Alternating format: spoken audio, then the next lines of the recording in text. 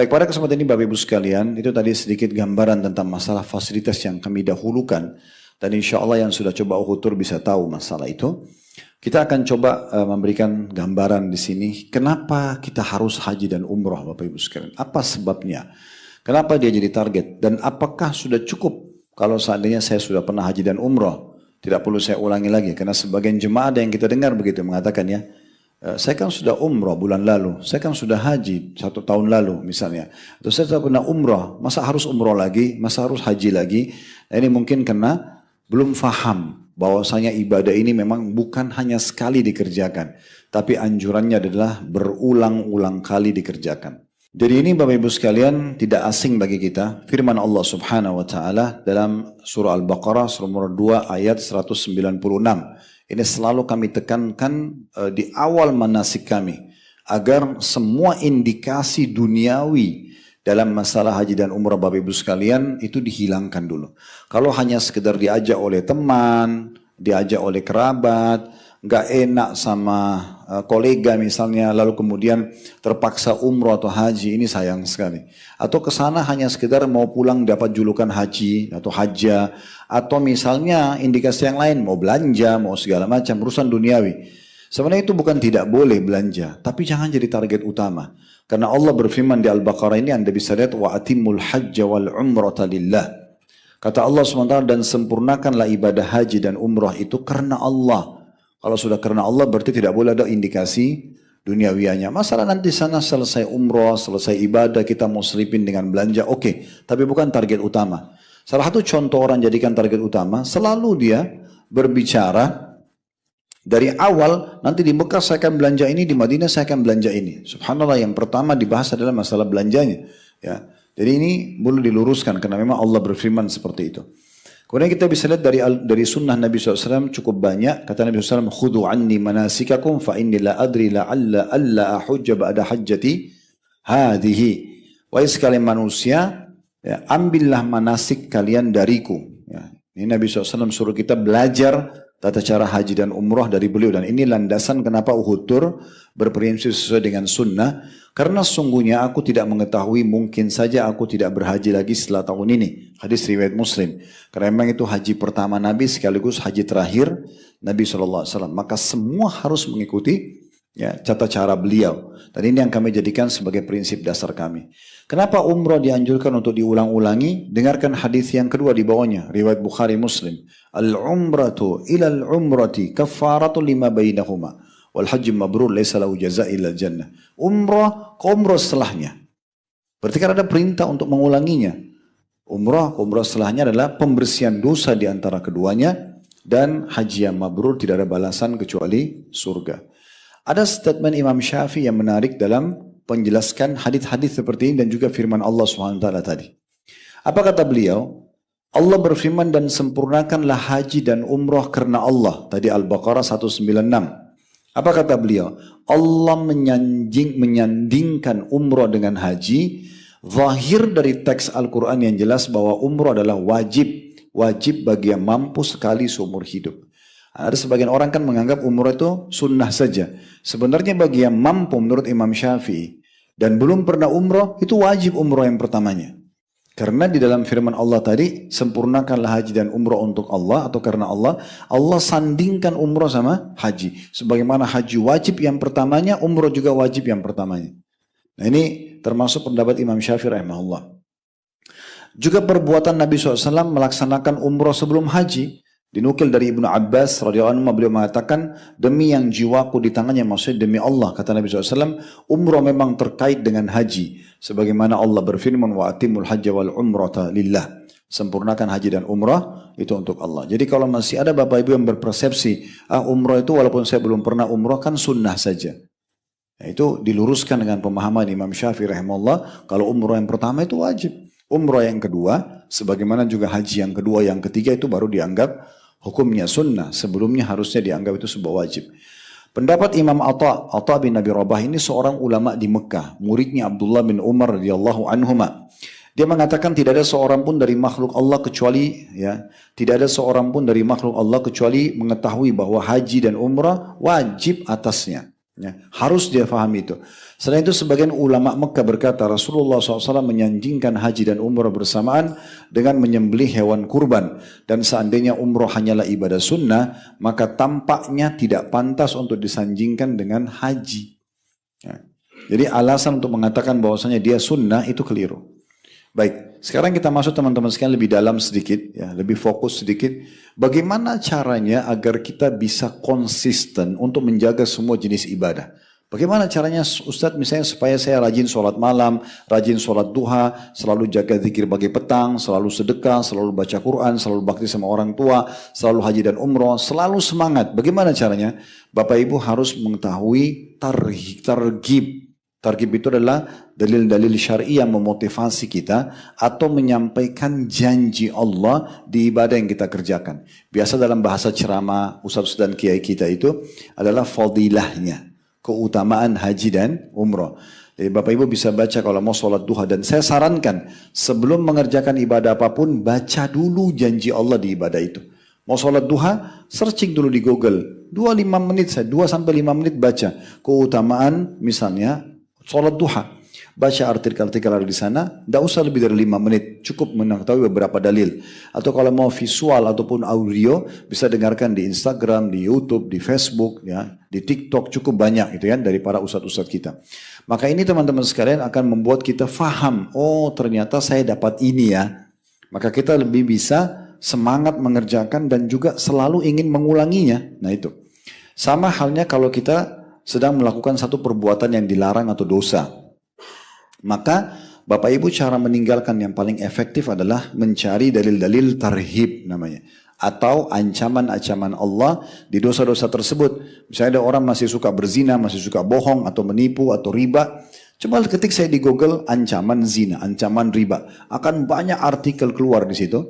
Anda mau dengar audio atau visual bisa di media yang sudah kita tahu. YouTube, Instagram, Facebook, TikTok itu akan ada cukup banyak. Dengan mendengarkan sekali aja, itu hati kita sudah tergerak karena dalil syar'i, Al-Quran dan Sunnah itu berbicara dengan hati manusia. Kenapa ada orang Bapak Ibu sekalian lebih rajin ibadah? Karena dia mendengar janji Allah di situ. Kenapa lebih banyak orang yang meninggalkan perbuatan dosa dan taubat? Karena dia baca ancaman Allah di situ. Nah sekarang saya akan sedikit berikan gambaran Bapak Ibu sekalian, apa yang Bapak Ibu dapatkan kalau melaksanakan ibadah haji dan umrah. Yang pertama adalah umrah menghilangkan kefakiran dan menghapus dosa. Semua jenis kemiskinan, kekurangan harta, ya, kekurangan jabatan, apapun itu akan terkikis habis dengan umrah dan haji. Begitu juga dengan dosa-dosa bersih semuanya. Dan luar biasa hadits ini ya. Kata Nabi SAW dari hadits Abdullah bin Mas'ud radhiyallahu anhu, dan ini diriwayatkan oleh Tirmidzi, tabi'u bainal hajj wal umrah. Artinya rutinkan, hubungkan, saling menyusul. Umrah ke umrah lagi, umrah ke haji, haji ke haji, haji ke umrah. Rutinkan, bukan cuma sekali. Ini sabda Nabi SAW. Tabi'u artinya rutinkan. Terus jangan berhenti, non-stop. Habis haji, haji lagi, habis haji umrah, habis umrah, umrah. Terus rutinkan. Apa manfaatnya? Kata Nabi SAW, فَإِنَّهُمَا يَنْفِيَانِ الْفَقْرَ وَالذُّنُوبَ كَمَا يَنْفِي الْكِرُّ خَبَثَ الْحَدِيدِ وَالذَّهَبِ وَالْفِضَّةِ وَلَيْسَ لِلْحَجَّةِ الْمَبْرُورَةِ ثَوَابٌ إِلَّا الْجَنَّةِ. Kata beliau, kenapa disuruh rutinkan haji dan umrah, saling menyusul satu sama yang lain? Karena keduanya, umrah sama haji, ya, dapat menghapus kefakiran. Menghapus ini mengikis habis, ya. Tidak ada lagi kefakiran. Dan juga dosa-dosa. Bersih semua dosa-dosa. Kita tahu dosa artinya pelanggaran. Orang kalau melakukan pelanggaran berarti sangat dekat dengan hukuman. Kalau hukuman terhapus dosa-dosa tersebut, pelanggarannya dihapus, diputihkan, maka hukuman tidak ada lagi, kan gitu. Jadi dua hal yang paling berbahaya bagi orang ini adalah kefakiran dan juga dosa-dosa yang mendatangkan konsekuensi hukuman, itu dihapus bersih. Nabi SAW berikan perumpamaan, sebagaimana ubapan tukang besi. Kita lihat tukang besi kalau mau bersihin, ya, karat dari besi, emas dan perak. Kita lihat mereka menggunakan alat sekarang yang ada apinya kan, buapannya, ya, sepertinya kan membuat semua karat besi hilang, semua karat dan kotoran emas dan perak juga bisa hilang, itu karena buapan apinya, semprotan apinya. Kita bisa bayangkan ya, berarti kalau kita ulangi lagi, umroh dan haji mengikis habis semua kefakiran dan juga dosa-dosa, seperti tadi buapannya api itu membersihkan kikis habis karat-karat dari besi, emas, dan perak. Dan tidak ada balasan haji yang mabrur mengikuti syarat dan rukun kecuali surga. Dapat tiket VIP untuk ke surga. Dan haji kita tahu sebenarnya cuma 6 hari. Dari tanggal 8 Zulhijjah hari Tarwiyah, tanggal 9 hari Arafah dan Muzdalifah, tanggal 10, 11, 12 dan 13 ini dikenal dengan hari di Madinah ya. Tanggal 10 hari Nahar, hari Idul Adha, kemudian tanggal 11, 12, 13 hari Tasyrik. Hanya ini saja. Kenapa Ustaz travelnya ada kalau haji cuma 6 hari, ada yang sampai 15 hari, ada yang sampai 20 hari? Ya karena di sana jualan paket orang-orang di Saudi. Jual paket. Paket hotel itu dijual per hari sekian hari paketnya gitu ya. Jadi itu sama saja kita pakai cuma sekian hari dengan kita pakai banyak harinya, itu biasanya sama saja biaya yang dikeluarkan. Baik, ini dalil pertama yang saya pribadi Bapak Ibu sekalian selalu jadikan hadis motivasi pertama. Saya buka travel, saya selalu ingin haji dan umrah, itu karena hadis ini. Kemudian selanjutnya, kata Nabi SAW, al-umratu ilal umrati kafaratun lima bainahuma, wal haji mabrur laysa lahu jazai ilal jannah. Antara umrah dengan satu umrah setelahnya, bulan lalu sama bulan ini, 6 bulan lalu sama 6 bulan ini, tahun lalu sama tahun ini, 5 tahun lalu sama sekarang umrahnya misalnya, adalah pembersihan dosa di antara keduanya.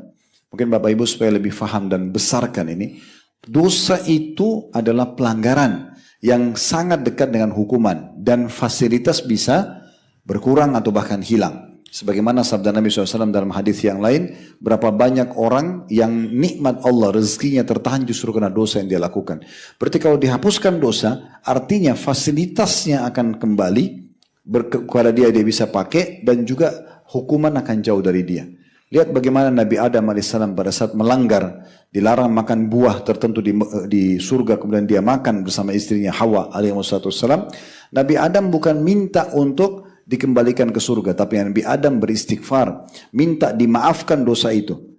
Ya, Rabbana zalamna anfusana, ya Allah kami zalimi diri kami, wa illam taghfir lana wa tarhamna, kalau engkau tidak maafkan dan kasihani lanakunanna minal khasirin, kami akan termasuk orang-orang yang rugi.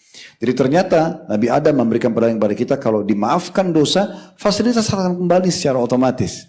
Makanya selalu dijanjikan pembersihan dosa, itu luar biasa. Dan haji yang mabrur tidak ada balasannya kecuali surga.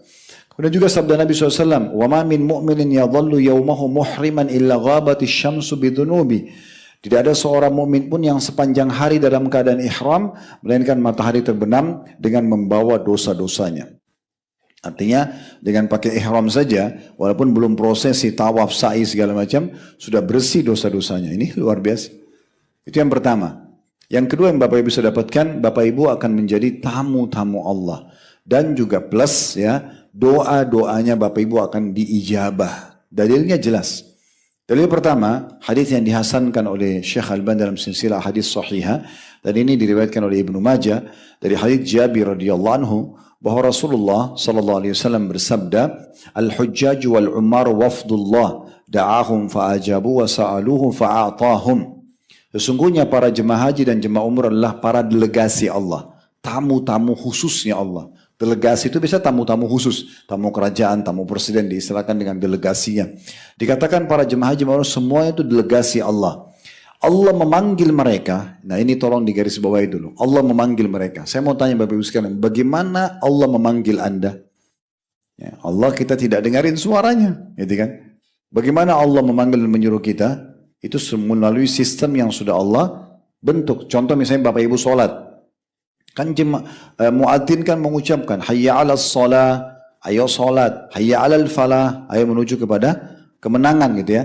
Semua muadzin di muka bumi ini, mau orang Arab, mau orang bule, mau orang hitam dari Afrika, mau orang Melayu di Asia Tenggara, ucapannya sama.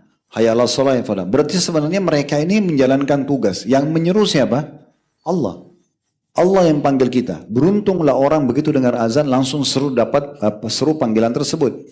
Nah sama dengan haji sama umrah. Sebenarnya panggilan Allah dari mana? Adanya informasi yang sampai kepada Bapak Ibu sekalian. Saya bicara ini bukan karena pemilik travel, bukan juga untuk mempromosikan. Bapak Ibu boleh haji umrah sama travel manapun. Tapi saya sarankan kalau Bapak Ibu dapat flyer umrah dan haji, Bapak Ibu dengar cerita dari teman-teman atau kerabat, dapat cuplikan tiba-tiba buka media, ada cuplikan tentang Mekah Madinah, itu semua panggilan dari Allah. Bapak Ibu pekah nggak gitu loh. Itu panggilan. Makanya dikatakan di sini, ya, para jemaah itu adalah delegasi Allah memanggil mereka. Bagaimana Allah panggil? Ya sampainya informasi kepada dia. Dan ada hadis yang tidak asing sama kita, innamal a'malu binniyat. Semua sesuai dengan niatnya. Ini luar biasa hadis ini. Kalau Bapak Ibu pergi haji dan umrah nih, lalu Bapak Ibu pulang, saya mau umrah haji lagi deh. Niatnya berarti mau lagi. Pasti dia pergi lagi tuh dengan izin Allah SWT. Tapi kalau orang pulang lalu mengatakan, sudahlah saya sudah umrah, sudah cukup. Ya udah niatnya begitu, Allah kasih begitu saja. Dia rugi sendiri. Maka hati-hati Bapak Ibu sekalian. Jangan dibilang, ayo ikut umrah Bapak Ibu sekalian. Nanti aja. Niatnya begitu tuh. Oh insya Allah doain ya, mudah-mudahan saya bisa. Itu bagus tuh, positif ya. Terlepas daripada pakai travel manapun. Saya, Bapak Ibu pulang dari sini tidak pakai Uhud pun tidak ada masalah. Pulang bawa ilmunya, Bapak Ibu pakai travel lain, saya dapat pahalanya. Itu nggak ada masalah buat kami gitu kan. Jadi poin-poin seperti ini perlu ya. Kemudian juga, bahkan saya berharap kalau bisa dalam manasik setiap travel, hadis-hadis seperti ini disampaikan. Ini hadis-hadis penting sekali gitu. Lalu dikatakan, Allah memanggil mereka, lalu mereka pun memenuhi panggilannya. Tadi dapat panggilan, brosur sampai ke dia, cuplikan ceramah, ajakan teman-teman, pengalaman orang yang pergi, melihat di media dan seterusnya. Dan karena mereka menyeru panggilan Allah tadi, maka mereka memohon kepadanya, berdoa kepada Allah, Allah pun akan memberi mereka. Berarti doanya mustajab.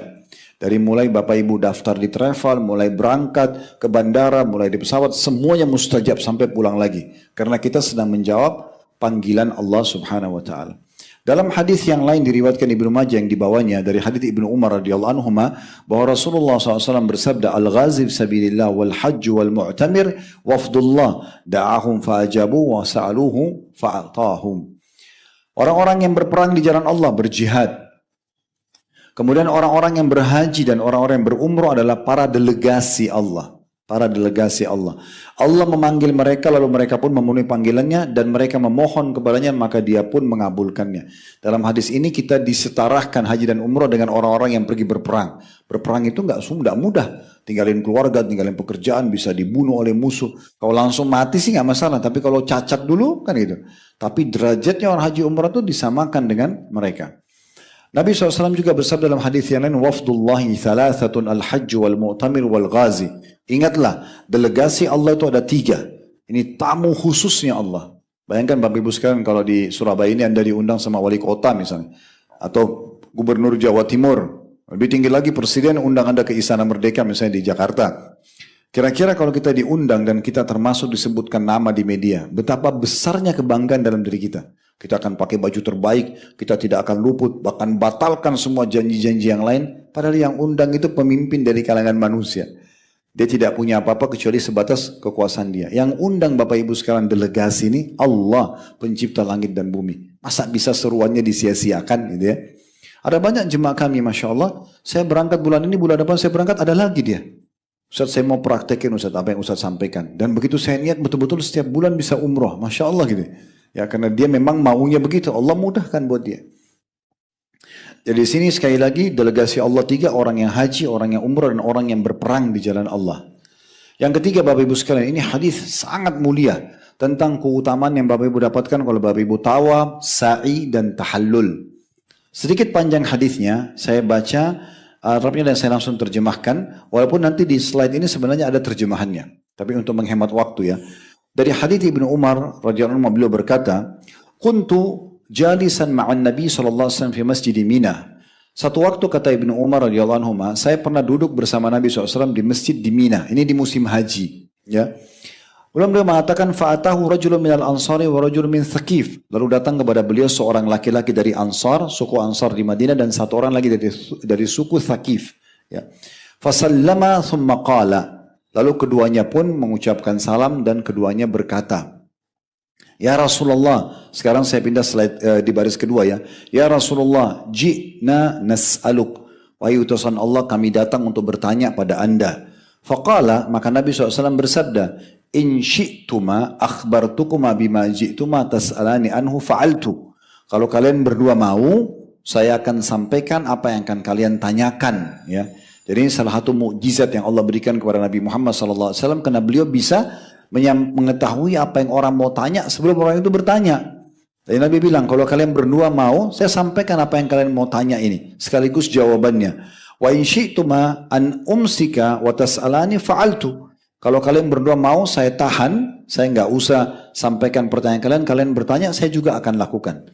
Faqala, maka dua-duanya kena penasaran berkata. Ini di baris ketiga sekarang. Faqala, akhbirna ya Rasulullah. Kalau gitu beritahukan kepada kami wahai utusan Allah. Maksudnya mereka penasaran mau tahu kok Nabi bisa tahu nih. Sebelum kami ceritakan apa yang kami mau tanya, beliau sudah tahu. Tolong sampaikan kepada kami. Faqala Thaqifiyyu lil Ansari sal. Maka orang yang dari Thaqif, suku Thaqif berkata kepada orang Ansar, silakan kalau engkau mau bertanya duluanlah gitu ya. Faqala, maka orang Ansar mengatakan, akhbirni ya Rasulullah. Tolong beritahukan kepada saya pertanyaan saya. Tolong sampaikan pertanyaan saya. Lalu kemudian faqala, maka Nabi SAW mengatakan, ji'tani tas'aluni an makhrajika min baitika ta'ummul baital haram wa ma laka fi. Sesungguhnya kamu datang kepadaku untuk bertanya apa yang kau dapatkan pada saat mulai engkau keluar dari rumahmu ya sampai menuju ke Baitillahil Haram. Apa kira-kira yang kamu dapatkan? Wa an rak'ataika ba'da tawaf wa ma laka fihima. Dan pahala apa yang kamu dapatkan setelah tawaf solat 2 rakaat di belakang maqam Ibrahim yang hanya 5 menit itu saja. Rakaat pertama Al-Fatihah sama Al-Kafirun, kuliah Al-Kafirun, rakaat 2 Al-Fatihah sama Al-Ikhlas. Apa yang kamu dapatkan? Wa an tawafika ba'd baina Safa wal Marwah, dan tentang jalanmu antara Safa dan Marwah. Bukit Safa Marwah 7 kali, Safa ke Marwah sekali, Marwah ke Safa 2 kali, terus begitu sampai 7 kali. Apa yang kamu dapatkan? Wa ma laka fi. Wa nukufika asyiyata Arafah wa ma laka fi. Dan tentang ukufmu di lokasi Arafah di musim haji tanggal 9 Zulhijjah dari waktu duhur sampai maghrib saja. Apa yang kamu dapatkan? Kemudian wa an rammikal jimara wa ma laka fi, dan engkau melontar jumrah di musim haji dan apa yang kau dapatkan? Wa an nahrika wa ma laka fi ma'al ifadhah, dan engkau menyembelih juga hewan di musim haji dan apa yang kau dapatkan berikut juga dengan tawaf ifadhamu, tawaf wajibnya haji. Ini ada penjelasan sendiri di manasik haji ya. Faqala walladhi ba'athaka bil haqqi la an hadha jitu as'alu. Aku bersumpah, kata orang tersebut ya, demi zat Allah yang telah mengutus anda dengan benar, benar-benar ini yang saya mau tanyakan. Jadi orang itu ternyata terjawab betul. Nabi tahu apa yang dia mau tanya. Qala, maka Nabi SAW mengatakan, fa innaka idha kharajta min baitika ta'ummul baital harama la tada'u wa la tada'u naqatuka khuffan wa la tarfa'u illa kataballahu laka bihi hasana wa maha anka khati'ah. Ketahuilah, pada saat mulai kamu start untuk menuju ke Baitillahil Haram, kayak Bapak Ibu sudah mulai ke travel daftar misalnya, mulai ke bandara ya, semuanya itu tidak ada satu langkah kaki yang kamu langkahkan. Begitu juga hewan tungganganmu. Kalau naqa itu bahasa Arab itu terjemahnya Indonesia unta, karena masa dulu orang pakai unta. Kalau sekarang kita roda mobil, roda baling-baling pesawat, semua itu. Tidak ada satu langkahmu ataupun transportasimu kecuali akan dicatatkan setiap langkahnya satu pahala dan dihapus satu dosa.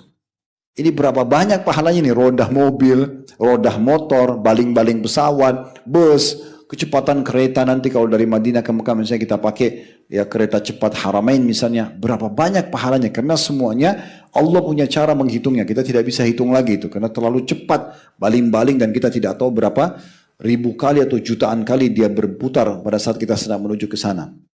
Semua itu dicatat satu pahala, dihapus satu dosa.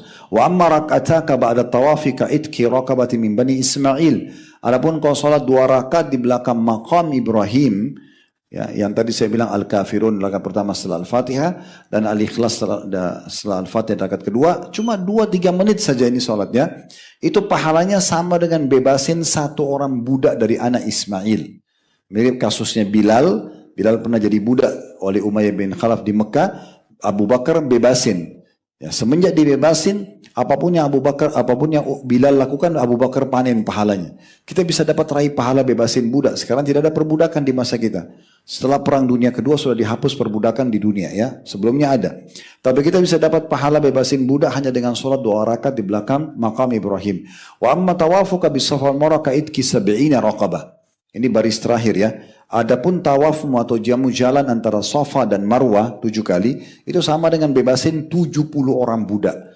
Jadi Safa ke Marwah 10 orang budak, Marwah ke Safa 10 orang budak. AC ya, nyaman, ada air zam-zam, nyaman sekali. Tapi dapat pahala seperti bebasin 70 orang budak.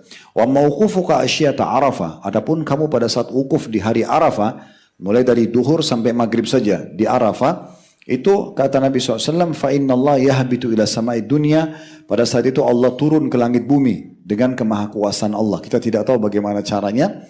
Dikatakan fayubahi bikumul malaika, lalu Allah membanggakan kalian di depan para malaikatnya. Yaqul, sambil berfirman, ibadi, ini baris kedua sekarang, ibadi ja'uni syu'than min kulli fajjin amik. Lihatlah hamba-hambaku itu datang dari seluruh penjuru pelosok yang sempit dari muka bumi ini. Mereka berdebu, ya. Yarjuna rahmati, mereka mengharapkan rahmatku. Falau kanat dzunubukum ka'adadi raml. Kalaupun dosa-dosa kalian itu sejumlah pasir, butiran pasir di muka bumi. Allah berfirman kepada orang yang ada di Arafah. Au kaqatril matar, atau sejumlah tetesan air hujan. Au kazabadil bahar lagafartuha. Atau seperti ya buih di lautan. Kita lihat hembasan ombak, biasa kalau ada kan ada kayak busa itu buih.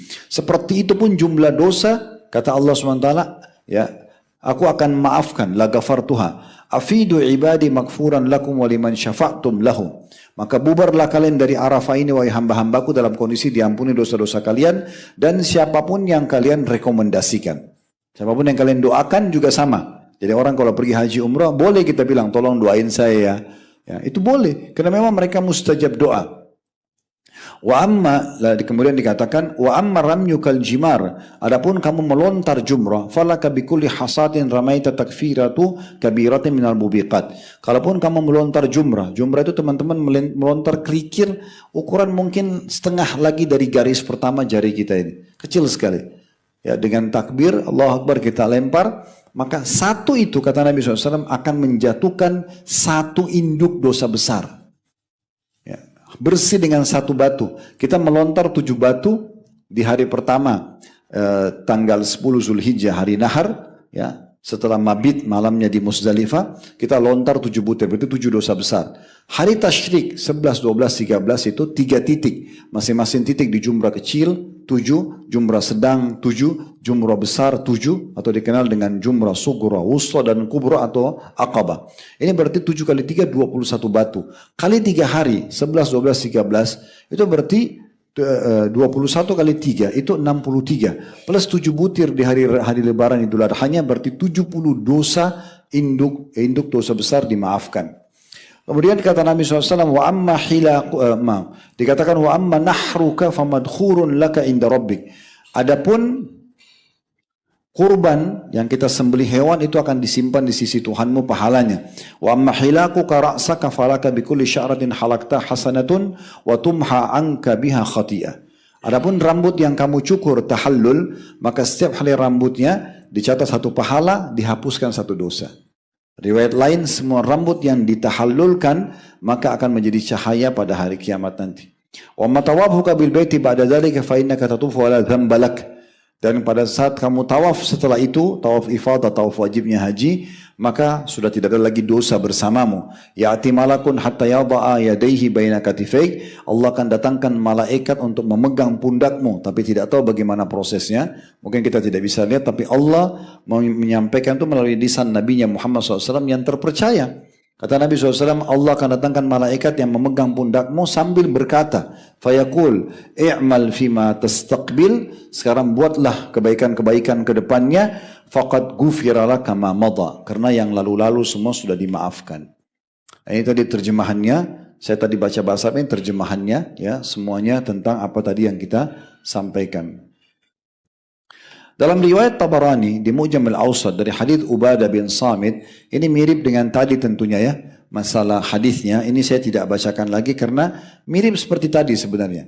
Hadisnya tentang masalah keutamaan yang didapatkan orang kalau jumrah, orang kalau cukur rambut dan segala macam. Tapi ini ada tambahan tentang cukur rambut. Kalau tadi setiap helai rambut 1 pahala dan dicatat dihapus 1 dosa. Di sini hadis wa amma halquka ra'saka fa innahu laysa min sya'rika sya'ratun taqa'u fil ardi illa kanat laka nuran yaumal qiyamah. Adapun mencukur habis rambut kepalamu, maka sungguhnya tidak ada 1 helai dari rambutmu yang jatuh di muka bumi melainkan menjadi cahaya bagimu yang terang pada hari kiamat nanti. Makanya laki-laki nih, kalau perempuan dianjurkan mengambil ruas 4 jari saja.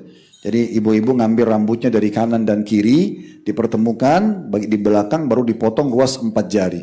Kalau bapak-bapak itu afdalnya gundul dari seluruh penjuru kepala sebagaimana Nabi SAW contohkan.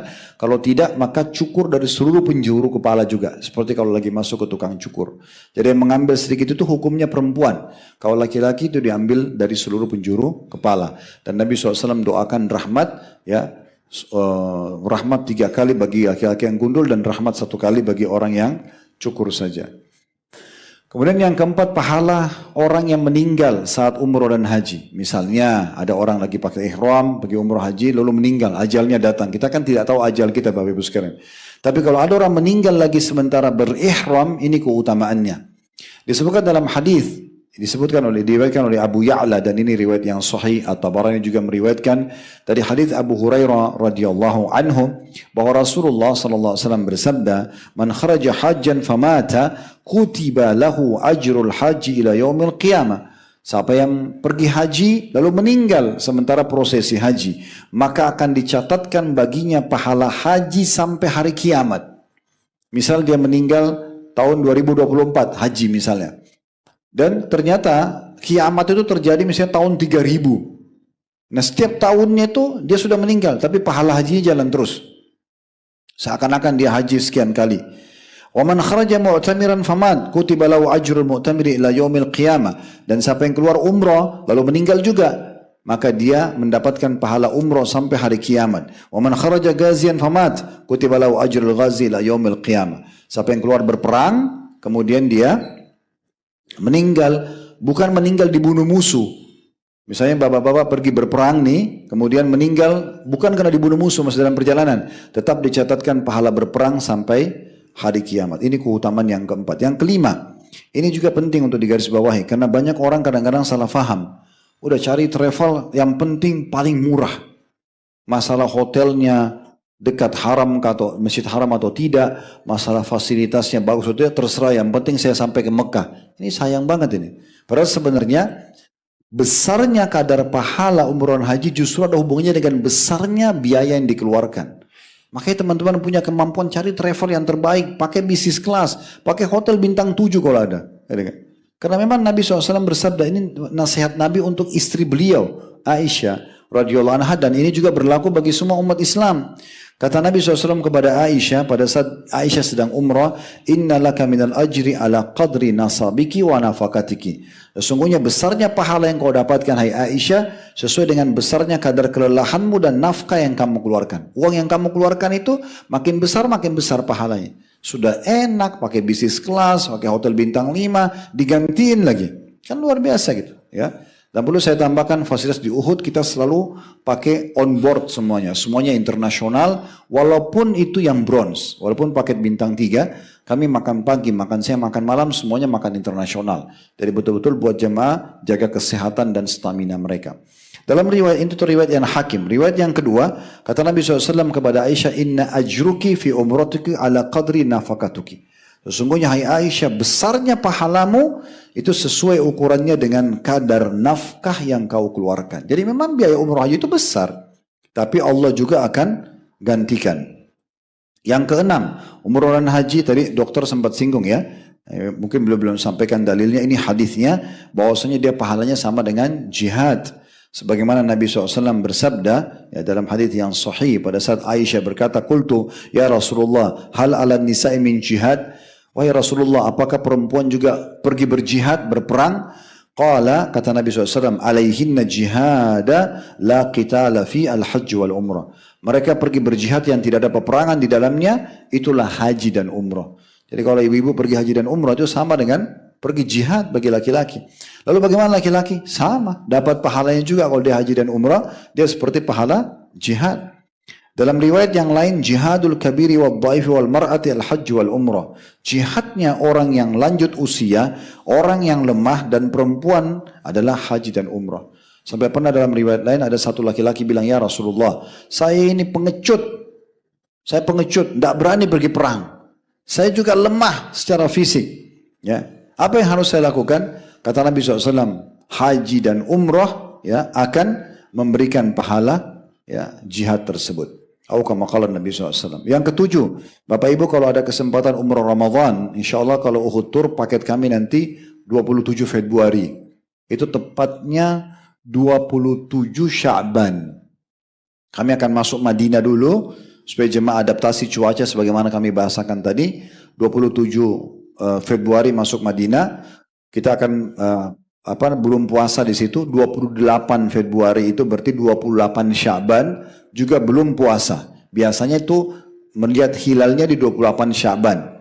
Kalau sudah besoknya ya, masuk Ramadan di 1 Maret, karena Februari juga sampai tanggal 28 saja, 1 Maret berarti 1 Ramadan. Nah itu berarti tanggal 28 kita akan tarawih pertama di Madinah, dan puasa pertama di Madinah 1 Maret, dan 2 Maret kita akan menuju umrah untuk mendapatkan pahala umrah Ramadan. Karena ini tersendiri. Hadits Bukhari dan Nasa'i juga Ibnu Majah, ringkasnya sebenarnya hadis ini cukup panjang, bunyinya umratu fi Ramadan ta'dilu hajjah. Umrah di bulan Ramadan sama pahalanya dengan haji. Dalam riwayat yang lain Nabi SAW pernah berkata kepada Ummu Sinan, seorang wanita dari Ansar, ma mana'aki an tahujji ma'ana, apa yang menghalangimu untuk haji bersama kami wahai Ummu Sinan? Qalat, maka perempuan itu berkata, lam yakun lana illa nadihani, kami tidak memiliki ya Rasulullah kecuali 2 ekor unta saja. Fahajja abu waladiha wabnuha ala nadij, dan ayah serta seorang putra ya sudah berangkat dengan haji dengan menunggangi 1 ekor unta. Wa taraka lana nadihan nantadihu alaihi, dan meninggalkan buat kami 1 ekor unta juga untuk menyiram tanaman kami. Maksudnya tidak bisa saya pergi haji karena tidak ada transportasi. Kemudian qala, maka Nabi SAW mengatakan, fa idza jaa Ramadan fa'tamiri. Kalau begitu kalau tiba Ramadan umrahlah kamu. Nabi SAW suruh Ummu Sinan umrah. Kenapa? Kata Nabi SAW, fa inna umrata fi Ramadan ta'dilu hajjah. Karena umrah Ramadan pahalanya sama dengan haji. Dalam riwayat lain ini yang sangat dahsyat ya, yang di bawah itu. Kata Nabi SAW, ta'dilu hajjatan au hajjatan ma'i. Nah tambahan ma'i ini yang dahsyat. Karena kata Nabi SAW, sama pahalanya atau menyamai pahala umrah Ramadan sama dengan haji plus bersamaku.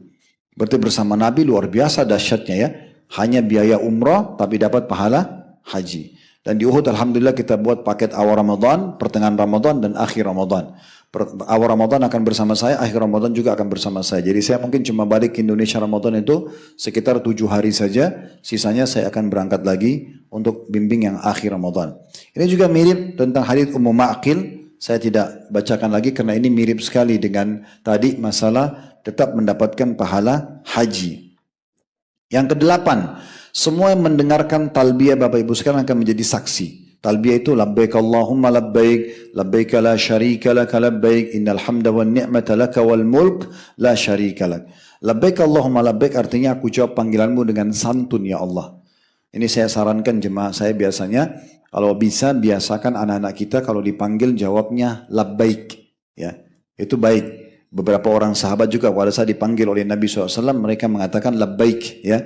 Artinya aku jawab panggilanmu dengan santun. Itu kita bilang kepada Allah, labbaik Allahumma labbaik, aku jawab panggilanmu dengan santun ya Allah. Labbaik la syarika laka labbaik, aku jawab panggilanmu dengan santun, tidak ada sekutu bersamamu. Innal hamda wan ni'mata laka wal mulk, sungguhnya puji-pujian kerajaan ya itu hanya milikmu, la syarika lak, tidak ada sekutu bersamamu. Jadi kalau kita ucapkan, semua yang dengar ucapan itu, apa saja ya, batu, air, orang, jin, angin, semua akan jadi saksi hari kiamat. Ini luar biasa. Disebutkan dalam hadis Nabi SAW, "Wa min mu'minin yulabbi lillahi bil hajj." Tidak ada seorang mukmin pun yang bertalbiyah kepada Allah untuk haji, illa syahida lahu ala ma yamini wa shimali ila manqata'il ard. Kecuali ya, melainkan ia akan disaksikan oleh apa saja yang ada di bagian kanan dan kirinya hingga ujung tepi bumi. Semua akan jadi saksi untuknya pada hari kiamat nanti. Itu hadis yang serupa itu cukup banyak, saya angkatkan satu hadis. Yang ke-9 mendapatkan jaminan surga. Siapa saja yang pergi haji umrah dapat jaminan surga. Dan ini hadis luar biasa, hadis yang diriwayatkan oleh Tabarani dalam Mu'jamil Awsat dan dikatakan hadis ini sahih. Dari hadis Abu Hurairah radhiyallahu anhu bahwa Rasulullah SAW bersabda, "Ma ahalla muhillu qattun illa busyir, wa ma kabbara mukabbirun qattun illa busyir." Qila ya Rasulullah bil jannah? Qala na'am. Tidak ada seorang pun yang bertalbiyah melainkan ia diberi kabar gembira, dan tidak ada seorang pun bertakbir melainkan akan diberikan kabar gembira. Ini kalau haji dan umrah. Ditanyakan, ya Rasulullah, apakah yang Anda masukkan dijamin surga? Kata Nabi SAW, iya, dijamin surga. Jadi begitu kita mengerjakan hal tersebut. Yang ke-10, kesaksian Hajar Aswad dan Rukun Yamani. Hajar Aswad kita tahu, ya, biasa kita angkat tangan, kita katakan Allahu Akbar atau Bismillah Allahu Akbar di awalnya. Atau kita menciumnya atau kita mengusapnya, ya. Kalau Rukun Yamani, sudut yang sebelahnya. Kalau ini Hajar Aswad di sebelahnya, itu Rukun Yamani itu sebelumnya. Ibnu Abbas menukil riwayat bahwasanya Nabi SAW bersabda tentang Hajar Aswad, Wallahi la yub'athanna Allahu yawmal qiyamati lahu aynani yubsirani bihima wa lisanun yantiqu bihi yashhadu ala man istalamahu bihaq.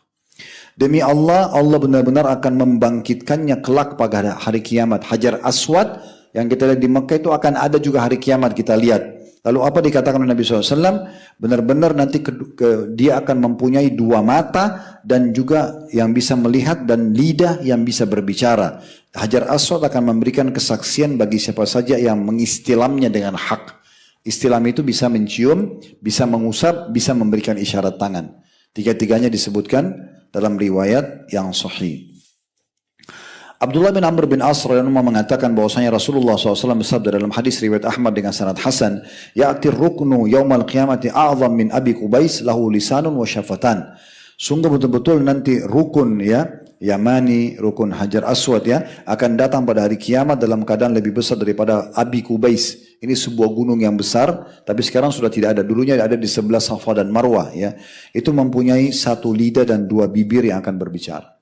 Yang ke-11, keutamaan minum air Zam-Zam. Walaupun di Indonesia kita bisa dapatkan, tapi di Mekah sumbernya kita bisa langsung minum setiap saat, ya. Dan saya sarankan Bapak Ibu yang pergi haji atau umroh jangan luput untuk selalu minum air Zam-Zam, ya. Berhenti udah minum air mineral biasa karena mumpung di depan mata. Bisa ambil dari masjid atau minum selama di masjid, atau minta mutawifnya belikan 5 liter dekat-dekat hotel cukup banyak, selalu diminum. Bisa diminum teh, minum kopi, minum air biasa, atau minum air putih itu dengan Zam-Zam. Karena kata Nabi SAW, ya, ini berhubungan dengan air Zam-Zam dalam hadits riwayat Tabarani dalam Mu'jam al-Kabir, khairu ma'in ala wajhil ardi ma'u Zam-Zam. Ketahuilah air terbaik di muka bumi secara kualitas dan manfaat itu adalah air Zam-Zam. Dikatakan fihi ta'amut tu'mun wa shifa'us suqm, ya. Di dalamnya ada makanan yang mengenyangkan dan obat dari segala macam penyakit. Jadi ini penyampaian Nabi SAW luar biasa. Lanjutan hadis ini tentang sebuah air di Yaman, tapi menurut saya ini tidak perlu dibahas karena ini tentang masalah air yang dianggap kurang baik oleh Nabi SAW. Itu kan karena air itu ada pagi hari sorenya hilang. Tapi saksi bahasan kita adalah awal potongan hadis. Air terbaik di muka bumi adalah Zam-Zam. Kemudian juga dalam hadis yang lain kata Nabi SAW, Zam-Zam ta'amu tu'min wa shifa'u suqmin. Zam-Zam itu adalah makanan yang mengenyangkan walaupun dia dalam bentuk air, serta juga penawar untuk semua penyakit. Ya, sebagian ulama ada yang mentaklik, memberikan gambaran akan beda mungkin, akan lebih bagus secara kualitas Zam-Zam yang diminum langsung dari sekitar Masjidil Haram. Karena Zam-Zam itu sumurnya di situ dan terdengar tilawah Al-Quran dari imam-imam haram. Jadi seakan-akan Zam-Zam itu pun ya punya keberkahan tambahan dengan adanya ayat-ayat Al-Quran. Juga hadits Ibnu Abbas beliau mengatakan, aku mendengar kata Abu Tufail, ya. Ia berkata bahwa saya pernah mendengarkan Ibnu Abbas, kunna nusammiha syuba'a, yakni Zam-Zam. Kami dulu di masa Nabi SAW, kata Ibnu Abbas, menamakan Zam-Zam dengan pengenyang, ya. Wa kunna najiduha ni'mal auni 'alal 'iyal, dan kami mendapatkan Zam-Zam sebaik-baik nikmat bagi keluarga kami. Ini mungkin sudah penjelasannya saja. Ini juga yang perlu diketahui, Zam-Zam, ma'u Zam-Zam lima syuribalah, Zam-Zam itu berkhasiat dengan niat orang yang meminumnya. Yang riwayat Imam Hakim, makanya Imam Syafi'i mengatakan, aku minum Zam-Zam dengan meminta 3 hal. Minta agar panahanku tidak meleset. Karena Imam Syafi'i suka sekali memanah. Beliau mengatakan setelah minum zam-zam panahanku tidak pernah meleset. Yang kedua aku minta agar menjadi ulama muslimin. Dan betul-betul beliau menjadi ulama muslim. Dan yang ketiga minum zam-zam minta agar dimasukkan ke dalam surga. Karena Nabi SAW bilang zam-zam sesuai dengan niat orang yang meminumnya. Ke-12, Bapak Ibu dapat keutamaan pelipat gandaan sholat di Masjidil Haram. Ini yang paling sering disampaikan oleh para ulama-ulama dan dai-dai kita. Tapi perlu saya titik beratkan kembali hadits Abdullah bin Zubair radhiyallahu anhuma. Bila Abdullah sahabat, Zubair ayahnya sahabat juga. Maka kami mengatakan radhiyallahu anhuma. Dia mengatakan bahwasanya Rasulullah SAW bersabda, salatu fi masjidi hadha afdal min alfi salatin fi masiwahu minal masajid. Salat di masjidku ini maksudnya Masjid Nabawi lebih afdal 1000 kali lipat dibandingkan salat di masjid lain. Tolong garis bawahi 1000 kali lipat. Pemahamannya gimana? Kalau kita sholat duhur 1 kali di Masjid Nabawi sendirian, maka sama dengan 1000 kali sholat duhur di Indonesia. Bapak Ibu bayangkan tadi sholat duhur misalnya 4 rakaat kalau mukim atau 2 rakaat kalau musafir. Anggap mukim 4 rakaat. Salam, sholat lagi 4 rakaat. Salam, sholat lagi 4 rakaat. 1000 kali baru sama 1 kali di Masjid Nabawi. Kalau sholat sendiri. Kalau sholat berjamaah dikali 25 kali lipat. Sebagaimana dalam hadis sahih dikatakan sholat berjamaah 25 kali lipat dibandingkan sholat sendiri. Riwayat lain 27 derajat. Kalau 25 kali lipat, 1000 kali 25 berarti 25.000 kali lipat sholat. Terus Anda mau pertimbangan, kayaknya Madinah sudah deh, nggak usah saya pergi ke sana. Ini sayang sekali ya. Ada beberapa travel haji mungkin untuk menghemat perjalanan mereka nggak ke Madinah. Sayang sekali. Padahal pahalanya luar biasa. 1000 kali lipat sholat ya dibandingkan tempat lain. Kemudian dikatakan illal masjidil haram, kecuali masjid haram Mekah, wa salatu fi masjidil haram afdalu min mi'ati salati fi hada. Dan salat masjid haram lebih afdal dari masjidku ini 100 kali lipat. Kalau masjid Nabawi 1000 kali 100 berarti 100.000. Ini luar biasa nih. 100.000 kali salat. Sama tadi rasionalnya. Kalau 1 kali salat duhur Bapak Ibu sekalian di Masjid Haram Mekah sama dengan 100.000 kali duhur di Indonesia. Bayangkan capeknya kita tuh. Salam 4 rakaat, sholat lagi yang kedua, salam lagi, sholat lagi 100.000 kali. Baru sama 1 kali di Mekah. Gimana caranya seorang mukmin dengar hadis ini lalu tidak tergugah hatinya untuk pergi sholat di sana? Itu sholat sendiri ya. Kalau sholat berjemaah dikali berapa tadi? 25 kali lipat. Berarti 2,5 juta pahala sholat, 1 kali sholat. Jadi kalau subuh, duhur, asar, maghrib, isya, itu wajibnya. Belum Jumat kalau dapat Jumat, belum sholat duhanya, belum sholat tahiyat masjid, belum sholat malamnya, belum sholat indah, banyak sekali. Sholat tobat, sholat uduk, banyak sekali. Sholat istiqarah, luar biasa banyak yang kita bisa dapatkan pahala. Jadi ini keutamaan yang tidak boleh luput dari kita tentunya teman-teman sekalian. Kemudian ini ada anjuran nanti kalau bertalbiyah dianjurkan mengeraskan suara. Dan ini mungkin banyak orang luput dari dia ya. Jadi begitu kita sudah niat ya, di miqat tempat niat labbaik Allahumma umrah, kalau umrah ya Allah aku jawab panggilanmu dengan santun umrah, kalau haji labbaik Allahumma hajjan aku jawab panggilanmu dengan santun untuk haji ya Allah, maka kita mulai talbiyah. Itu sunnahnya mengeraskan suara. Ibu-ibu pun mengeluarkan suara walaupun tidak sekeras bapak-bapak. Tapi sunnah kita bilang labbaik Allahumma labbaik, labbaik la syarika laka labbaik. Ini dianjurkan untuk mengeraskan. Karena dikatakan ya dalam hadis ini bisa Bapak Ibu lihat diriwayatkan oleh Malik, Abu Daud, An-Nasai, Ibnu Majah dan ini hadis hasan sahih. Kata Nabi SAW dari hadis Khallad ibn As-Sa'ib radhiyallahu anhu majma'in dengan melalui ayahnya As-Sa'ib, atani Jibril fa amarini an amura ashabi an yarfa aswatum bil ihlali awit talbiyah. Jibril mendatangiku kata Nabi SAW dan dia memerintahkan aku agar menyuruh para sahabatku untuk menyaringkan suara mereka dalam berihlal atau bertalbiyah. Dalam riwayat lain, riwayat Ibnu Khuzaimah, riwayat Ibnu Majah ditambahkan fa innaha min syiaril hajj.